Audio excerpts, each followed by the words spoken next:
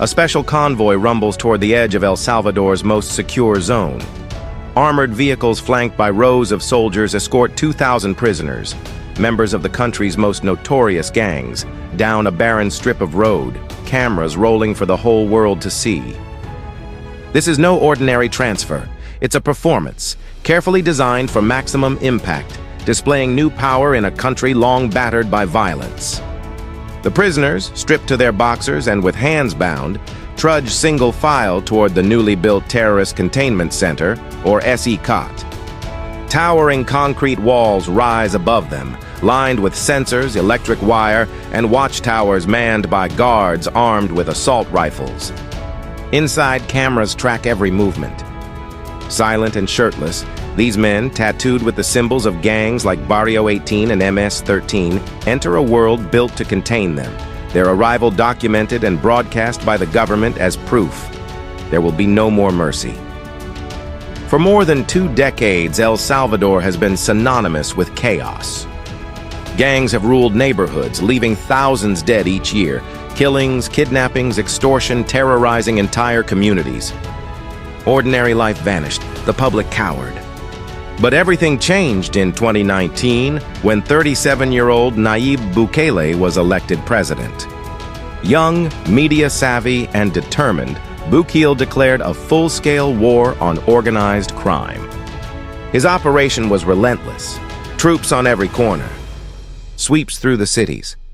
In only 4 years, the prison population tripled. CECOT stands as the largest prison in the Americas, a technological marvel and a feared symbol. No ordinary cell blocks. Here, inmates are crammed 80 to a room, in bare spaces with only metal bunks, no mattresses, no blankets. Tiny windows barely admit the thin sunlight. There are no visits, no phone calls, no hope of outside contact. For minor infractions, solitary confinement awaits, a cement box measuring 3 by 2 meters, darkness broken only by light filtering through a slit overhead.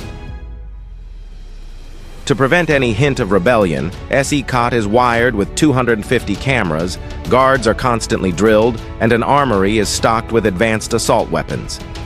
Even communications are blocked by jammers all around the perimeter. Not a word escapes. This is not just a prison, it's a fortress designed to crush spirit as much as it contains flesh. The government's message is unmistakable. They hold select performances for the international press, tours guided by the director himself. Each staging is meticulous. 12,000 inmates so far, mostly leaders and high-ranking members. In cells where once rival gangs waged war on El Salvador's streets, they now sleep cheek by jowl, the threat of violence replaced by the exhaustion of confinement. Authorities parade a single, carefully chosen prisoner before the cameras, a tattooed leader sentenced for extortion, quietly endorsing the new order. But behind the backs of the guards, others attempt to whisper a different story. Their message is interrupted. In CECOT, dissent is not allowed. El Salvador's streets, once empty and fearful, now host football games, public events, and for the first time, the Miss Universe contest. The world's cameras are invited to witness the rebirth of a nation.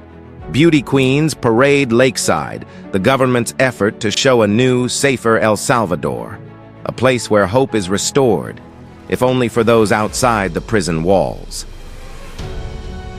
Yet just blocks from these celebrations, protesters gather. Mothers, families, activists, demanding justice for loved ones locked away. Hemmed in by riot police, their voices are all but silenced. Inside a glittering stadium, under the world's gaze, President Bukele closes the show. El Salvador is reborn, a country transformed and finally at peace. For some, it's a victory broadcast in high definition. For others, it is the cost of order, measured in pain, in lost years, and in silence.